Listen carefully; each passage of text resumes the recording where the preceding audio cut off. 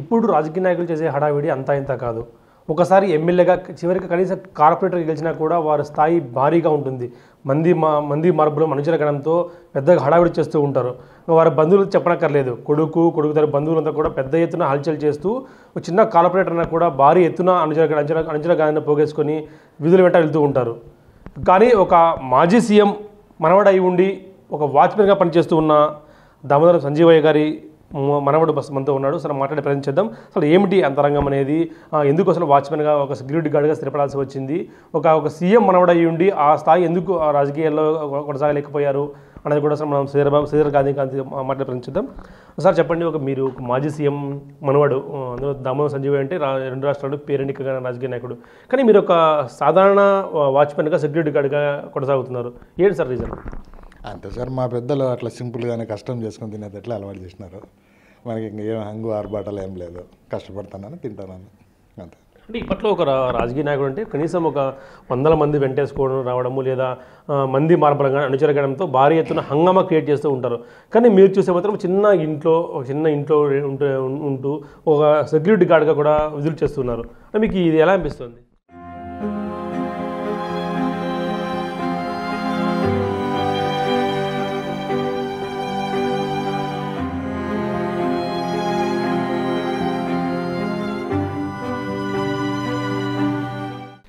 తప్పదు సార్, కడుపు కోసం తప్పదు. కానీ మా పెద్దలు నిజాయితీగా బతకాలని, నిజాయితీగా చేసుకోవాలని మాకు ట్రైనింగ్ ఇచ్చినారు. ఇదే మాకు అలవాటు అయిపోయింది. మీరు ఒక మాజీ సీఎం మనవడు అయ్యండి రాజకీయాల్లో కొనసాగకుండా ఎందుకు ఈ వేరే రంగాన్ని చూస్ చేసుకోవడం కానీ, ఆయన వారసత్వం ఎందుకు కొనసాగించలేకపోయారు? ఏమీ ఇంట్రెస్ట్ లేదు సార్, రాజకీయాలు అంటే ఇంట్రెస్ట్ లేదు. మా పెద్దనాన్నగారు ఉండేవాళ్ళు, ఆయన మంత్రిగా ఎమ్మెల్యేగా చేసినారు. కర్నూలు జిల్లా మునుస్వామి గారని కర్నూలు జిల్లా కోడుమూరు ఎమ్మెల్యేగా చాలాసార్లు ఉన్నారు, మినిస్టర్గా కూడా ఉన్నారు. ఆయన తర్వాత మేము అంత ఇంట్రెస్ట్ చూపలేదు రాజకీయాలు అంటే. ఇంతవరకు అయితే ఏం లేదు సార్. మా ఫాదర్ అయితే కొద్ది రోజులు కాంగ్రెస్లో డిస్ట్రిక్ట్ కాంగ్రెస్ కమిటీ మెంబర్గా ఉండేవాళ్ళు. తర్వాత ఆయన చనిపోయిన తర్వాత ఎవరు ఇది లేదు సార్, మా పని మేము చేసుకొని తింటున్నాం సార్. మీరు ఎంతమంది సార్ దామోదరం సంజీవ్ గారికి మీరు రిలేషన్ ఏ విధంగా అవుతారు? మనవడు అంటారు కదా, అంటే ఏ విధంగా మనవడుతారు సార్? మా father number 1 sir. Number 4 Sanjeevaiah గారు సార్. ఆయనకు పిల్లలు లేరు, మా పెదనాన్నగారిని అడాప్ట్ చేసుకున్నారు. అట్లా ఆ విధంగా మాకు వారసత్వం వచ్చింది. దీంట్లోనే మేము పెద్ద ఆయన సంతానం కాబట్టి మా తాతగారు ఆయన చదివించడం కానీ చేయడం కానీ, అందువల్ల మాకు ఎక్కువ ఆయనకు లింకప్ అయింది. అందువల్లనే మా పెద్దనాయన కూడా రాజకీయాల్లోకి ఆయన వారసుడిగా ప్రకటించినారు. అంతటితో అయిపోయింది సార్. మీరు మాకు కనీసం మళ్ళీ ఒకసారి మనం రాజకీయానికి వెళ్దాము, మన స్థాయి చూపిద్దాము, లేదా మనము ఆ లెగసీ కంటిన్యూ చేద్దాం మీకు ఎప్పుడు అనిపించలేదు సార్? ఏం అనిపించలేదు సార్, ఏదో పని చేసుకోవడంలోనే బాగా తృప్తి ఉంది, కష్టం చేసుకొని తినే దాంట్లోనే ఎంతో తృప్తి ఉంది, ఎంతో మనశ్శాంతి ఉంది. ఎందుకు రాజకీయాలంటే గొడవలు అయిన ఎత్తులు అన్ని చదరంగం లాంటి అది, అందుకని పెద్ద ఇంట్రెస్ట్ చూపలేదు సార్. అంటే ఒక సీఎం మనవడు అంటే వారికి మంది అనుచరు కానీ భారీగా ఆస్తులు పోగేసుకుంటారంటే కూడా బయట పెద్ద ఎత్తున ప్రచారం జరుగుతూ అంత నిజం కూడా ఉండొచ్చు. మనం చూస్తూ రాజకీయ నాయకులంతా కూడా వారి కొడుకులు మనవాళ్ళు కానీ భారీ స్థాయిలో స్థిరపడి అమెరికా, ఆస్ట్రేలియా నగరాల్లో కూడా స్థిరపడిపోయి ఉంటారు. కానీ మీరు ఒక వాచ్మెన్గా కూడా కొనసాగుతున్నారు అంటే ఏంటి సార్? మీ నాన్నగారు పెద్దగా ఏం లేదు సార్, ఒక 5.5 ఎకరం ఉంది, అది కూడా పెద్ద రేట్లు ఏం లేవు. అప్పుడు ఇక్కడ మన కర్నూలు జిల్లా పెద్దపాడు అంటే కర్నూలుకి 5 కిలోమీటర్లు అవుతుంది. అక్కడ ఇప్పుడు కూడా మా ఇల్లు ఉంది, ఎవరైనా చూడొచ్చు. మొన్న రాహుల్ గాంధీ గారు వచ్చినారు, పవన్ కళ్యాణ్ గారు వచ్చి చూసేకి చూసే ఉంటారు అది ఇల్లు ఎంత ఉంది ఏమనేది. అంతే, మా ఆస్తి అంతే సార్. మీకు పెద్ద ఎత్తున ఆస్తులు కానీ పోగేసుకోవడం ఏం లేవు సార్. మా ఫాదర్ ఏదో సొంతలు చేసి పెట్టిపోయినాడు, అంత దాంట్లోనే ఉన్నామంతా. మాజీ సీఎం స్థాయి మనవడు అయ్యింది, ఇప్పుడు నామోషిగా ఫీల్ అవ్వట్లేదు ఈ పని చేస్తున్నాం మనము. అంటే మామూలుగా సీఎం స్థాయి వ్యక్తులు కానీ మా బంధువులు కానీ పెద్ద ఎత్తున ఆస్తులు పోగేసుకొని వాళ్ళ ఇల్లు పెద్ద బంగాళాలు కట్టుకొని ఉంటారు. కానీ మీరు ఎప్పుడు నామోషిగా ఫీల్ అవ్వలేదు, చిన్న పని చేస్తున్నాం మనం అనేది ఏం కలగలేదు సార్. నాకేమో ఆత్మసంతృప్తి ఉంది, జాబ్ సాటిస్ఫాక్షన్ ఉంది, బాగానే ఉంది నా జీవితం. ఇప్పుడు కూడా మళ్ళీ ఏదో పోస్ట్ అడుగుకున్నాము రిటైర్డ్ అయినా కూడా.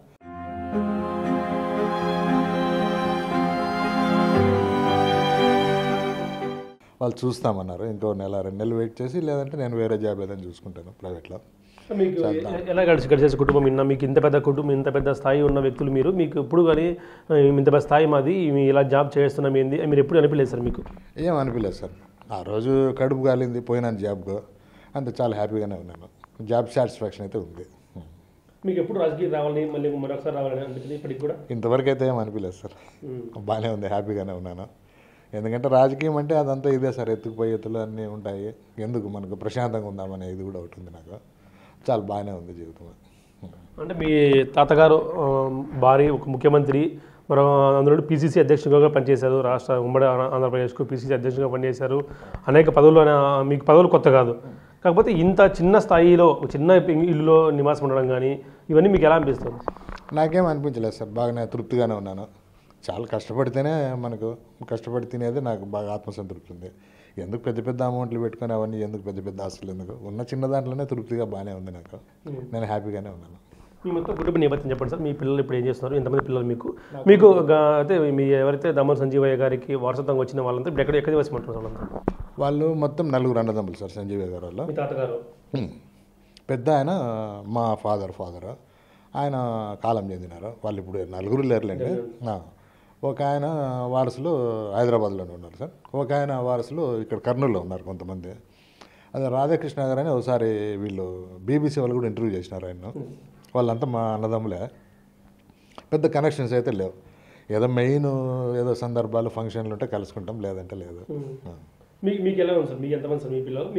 మీ సంతానం ఎక్కడ? నేను ఇదే సార్, నా కొడుకు బీటెక్ ఇక్కడే మన మహీంద్ర కంపెనీలో ఉన్నాడు ఇంజనీర్గా.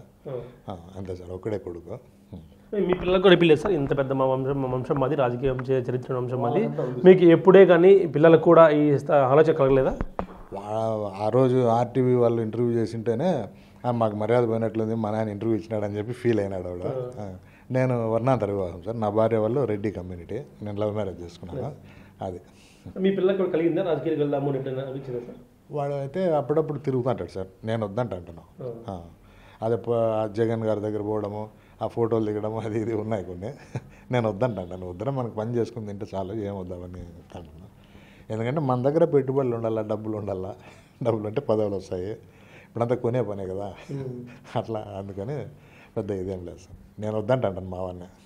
మీరు మీతో ఒకప్పుడు ఫోటోలు దిగిన వాళ్ళు మీ అపార్ట్మెంట్ కోసం, మీ తాతల అపార్ట్మెంట్ కోసం వెయిట్ చేస్తారు. మీరు ఇప్పుడు ఫోటోలు దిగినప్పుడు కానీ వేరే వాళ్ళు వెంట తిరిగినప్పుడు కానీ ఏమనిపిస్తుంది సార్ మీకు? నేనేం తిరగలేదు సార్ ఎప్పుడు. కొద్ది రోజులు అప్పుడు పూర్వం పాత కాంగ్రెస్ ఉన్నప్పుడు కొద్ది రోజులు ఇంట్రెస్ట్ తిరిగినాము, అట్లా అంతే. మళ్ళీ ఎప్పుడు లేదు. అంటే వ్యక్తిగతంగా వీళ్ళు మంచోళ్ళు కదా, బీనారెడ్డి రెడ్డి, ఎరిసామరెడ్డి అని, అట్లా వాళ్ళ తరఫున తిరిగినాం సార్ అంతే. వాళ్ళు వ్యక్తిగతంగా మంచోళ్ళు కాబట్టి తిరిగినాం అంతా. మీకు ఇప్పుడు కాంగ్రెస్ పార్టీ మరోసారి ఇప్పుడు ఆఫర్ ఇచ్చింది సార్? ఏమన్నా ఇటీవల రాహుల్ గాంధీ వచ్చినప్పుడు కానీ ఎప్పుడైనా ఆఫర్ ఇచ్చింది? ఏమన్నా మరోసారి రాండి, మీరు మీ తరం రండి, మీ వంశం అంతా రాండి సార్, మీ పెద్ద చరిత్ర కుటుంబం మీద? ఏం లేదు. అప్పుడు మా కర్నూలులో మా ఇంటికి కోట్ల విజయభాస్కర్ రెడ్డి గారి ఇంటికి ఆయన రాహుల్ గాంధీ వచ్చిపోయినాడు ఒకసారి ఎలక్షన్లో వచ్చినారు. ఒకసారి పవన్ కళ్యాణ్ గారు వచ్చినారు. అంటే మా ఇల్లు చూసిపోయినారు. ఆయన కూడా ఏదో అది అంత ఎగ్జిబిషన్ లాగా పెడతాము, పార్కు లాగా పెడదాం ఏదో అని చెప్పేసి పోయినారు. అంతవరకే సార్. అప్పుడు ముందు ఎలక్షన్లు కాక ముందు ఎలక్షన్లు అప్పుడు జరిగింది ఇది. తర్వాత అయితే ఏం లేదు సార్, ఏం వాయిస్ ఏం లేదు. మీకు ఇప్పుడు చూస్తే ఒకవేళ మీకు మాజీ రాజకీయ కుటుంబంగా చూస్తే ఇప్పుడు పరిపాలన కానీ, ఇప్పుడు ప్రభుత్వాలు కానీ, ఇప్పుడు కాంగ్రెస్ తీరు కానీ ఎలా మారిందో అలాగే ఉందా సార్? మారినట్టే ఉంది సార్. మారింటేనే కొంచెం సీట్లు కూడా పెరిగినాయి కదా ఈ మధ్యన. అక్కడ నార్త్ బాగా పెరిగినాయి, సౌత్ తగ్గిపోయింది. ఇంకా రాలేదు, ఇంకా పుంజుకోవాలి సార్. మీకు ఇష్టం సార్ కాంగ్రెస్ పార్టీ? మీకు ఇష్టం ఉందా? ఫస్ట్ నుంచి ఉండేది అదే కదా సార్, తర్వాత అన్నీ పుట్టుకొచ్చినాయి. ఫస్ట్ నుంచి మా తాతగారు కూడా దాంట్లోనే కదా ఉన్నది, దాంట్లోనే పదవులు ఇచ్చినారు వాళ్ళు సగౌరవంగా. నెహ్రూ గారి పూజ గదిలోకి డైరెక్ట్గా పోయేవారు మా తాతగారు, వితౌట్ అపాయింట్మెంట్. అట్లా ఉన్నాయి కదా, మాకు కూడా వాళ్ళకి గౌరవాలు ఇచ్చినారు కదా. ఇప్పుడు రాజకీయాలు చూస్తే మీకు ఏమనిపిస్తుంది సార్? ఇటు టీడీపీ కానీ వైసీపీ కానీ ఇటీవల టీడీపీ గెలవడం కూడా చూస్తే మీకు ఏమనిపిస్తుంది సార్? అదే ఇంకా మీకు తెలియదు ఏంది సార్, అన్నీ మీకే ఎక్కువ తెలుసు మాకంటే. మీకు ఏమనిపిస్తుంది మాజీ రాజకీయ కుటుంబంగా పిలుస్తే మీరు?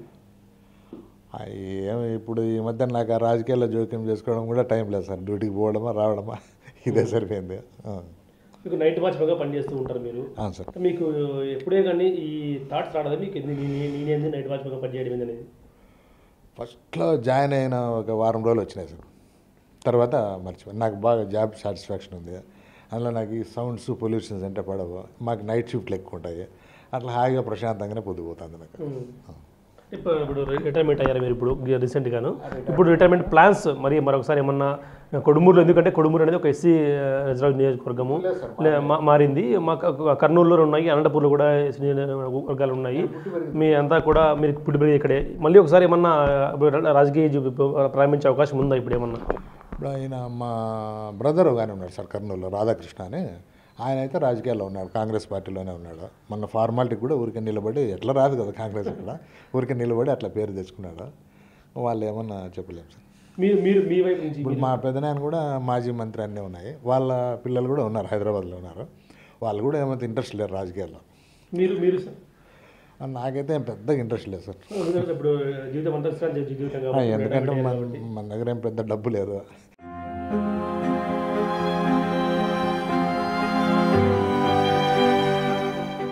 మెయిన్ రాజకీయాలు అంటే డబ్బులు ఖర్చు పెట్టాలి. పాత రాజకీయాలు వేరు, డబ్బులు అటు నుంచి వస్తాయి సార్. మీ తాతగారి ఫోటో మీరు ఇప్పటికీ పెట్టుకొని పూజిస్తూ ఉంటారు, మీరు మీ తాతగారు చూసినప్పుడు ఏమనిపిస్తుంటారు సార్? మాకేమో గర్వంగానే ఉంటుంది సార్, బతికితే అట్లే బతకాలి. ఆయన కూడా అదే చెప్పేవాళ్ళు, నిజాయితీగా ఒక పూట పస్తున్నా కూడా ఒక పూట తిన్నా కూడా నిజాయితీగానే బతకండి అని చెప్పినాడు. కాబట్టి మేము ఈ రోజుకి అదే పద్ధతిలోనే పోతున్నాము, హ్యాపీగానే ఉంది సార్. ఆయన కూడా అదే చెప్పారు. మీరు చూసారా సార్ మీ తాతగారితో? మీకు అనుమానం ఉండే సార్ మీకు ఏమన్నా? ఆయన నన్ను చూసినారు కానీ నాకు అంత గుర్తులేదు సార్. పిసిసి అధ్యక్షుడి హోదాలో అప్పుడు ఇక్కడికి వచ్చినారు అనంతపురికి ఒకసారి. వచ్చి మమ్మల్ని చూసి మా ఫాదర్ని తిట్టి ఒక 2 ఫ్యాన్లు కూడా వేయించిపోయినారు అక్కడ. మా తాత వాళ్ళు వెళ్ళింది అవతల, ఇప్పుడు లేదు అమ్మేసినారు. అట్లా వచ్చిపోయినారు, 2-3 సార్లు వచ్చి నన్ను చూసిపోయినారు. నాకైతే పెద్ద గుర్తులేదు. మీ నాన్నగారు మీకు ఏం చెప్పేవారు సార్? మీ నాన్నగారు కానీ అనుబంధం గురించి కానీ, మీ తమ్ముడు సంజీవ్ గారితో ఉండే అనుబంధం ఏం చెప్పేవారు సార్? అదే ఆయన వల్లే ఈరోజు మా ఇంట్లో లైట్ వెలుగుతుంది, మేము ఉన్నామంటే కారణం ఆయన వేసిన లైటే, ఆయన వల్లనే. అయితే చదవండి, కష్టపడండి, ఉద్యోగాలు సంపాదించుకోండి, అంతే, ఇంక వేరే ఏమవుతుందని చెప్పి. రాజకీయంగా ఇప్పుడు ఎలాగదని చెప్పలేదు మీకు సార్? ఏం సలహాలు అయితే ఇవ్వలేదు. మా పెద్దనాన్న గారు అయితే ఉన్నారు సార్, మొన్నటి రాజకీయాల్లో ఉన్నారు, ఇప్పుడు లేరు. మళ్ళీ కొద్ది రోజులు ఆయన ఎందుకో, వీళ్ళు అక్కడ 2 వర్గాలు ఉన్నాయి సార్. ఈ బైరెడ్డి గారి వర్గం ఉంది, కోట్ల గారి వర్గం ఉంది. మా పెద్దనాయన వాళ్ళు బైరెడ్డి గారి వర్గము, ఆయన చంపేసారు కదా, శేషేన్ రెడ్డి అని ఆయన చంపేసారు. అట్లా వీళ్ళు కొంచెం మెత్తగారు. తర్వాత కొద్ది రోజులు కే కృష్ణమూర్తి గారు వీళ్ళంతా ఒకటే అప్పుడు ఫస్ట్ కాంగ్రెస్లో. వాళ్ళ ఫాదర్ మాదన్న గారు కూడా మంత్రిగా అట్లా ఉండేవాళ్ళు, ఎమ్మెల్యేగా. అట్లా వాళ్ళ సలహా మేరకు టీడీపీలో చేరినారు సార్ లాస్ట్ మూమెంట్లో. ఆ తర్వాత చనిపోయాను హెల్త్ బాగాలేక. ఆ తర్వాత ఇంకెవరు అనుకోలేదు సార్. ఒకవేళ మీరు ప్రజెంట్ రాజకీయాలు చూస్తే, చివరిగా చెప్పండి, ప్రజెంట్ రాజకీయాలు చూస్తే మీకు ఏమనిపిస్తుంది? రాష్ట్రంలో కానీ దేశంలో కాంగ్రెస్ పార్టీ మరోసారి పుంజుకునే అవకాశం ఉందంటారా? ఇక్కడైతే అనుమానం సార్, ఇక్కడ మన ఆంధ్రప్రదేశ్లో డౌటే. ఎందుకంటే బంగారు అట్లా రాష్ట్రాన్ని విభజించినారు, మనకు జాబ్స్ అవకాశం లేకపోయింది. ఇంక ఇక్కడ ఆంధ్ర వాళ్ళ మధ్యలో మనం ఏం కాంపిటీట్ చేస్తామో, వాళ్ళతో ఏంది పోటీ పడతామో, ఏడు ఉద్యోగాలు వస్తాయి మనకు. ఒకసారి అప్పుడు విడిపోయిన తర్వాత ఎస్ఐ పోస్టులు ఫిలప్ చేసినారు సార్. 880 పోస్టులు అయితే 80 పోస్టులు ఇచ్చినారు మనకు రాయలసీమకు.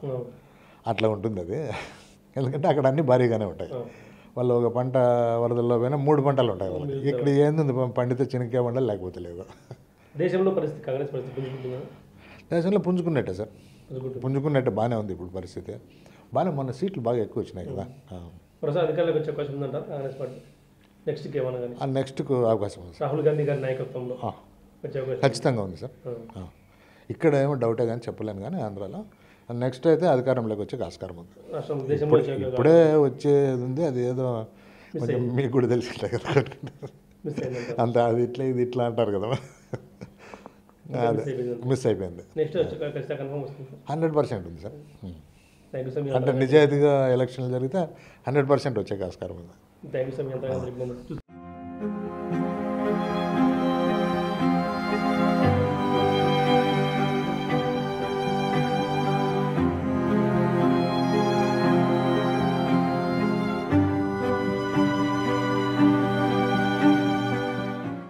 మాజీ సీఎం వారసత్వం అయ్యిండి, ఒక మనవడు అయ్యిండి కూడా సింపుల్గా ఒక చిన్నపాటి వాచ్మెన్ ఉద్యోగంలో స్థిరపడిపోయి మాకు ఇదే చాలు, మాకు ఇదే హ్యాపీగా ఉందంటూ కూడా, మేము రాజకీయాలకు వచ్చే అవకాశం లేదు, మాకు ఇంకా ఇదే మాకు హ్యాపీగా ఉంటాం, మీ ఇదే జీవితాన్ని కొనసాగిస్తామంటూ కూడా చెప్తున్న పరిస్థితి నెలకొంది. ఇప్పుడు video Prasad big TV Anantapuram నుంచి. For more videos like this, subscribe Big TV channel.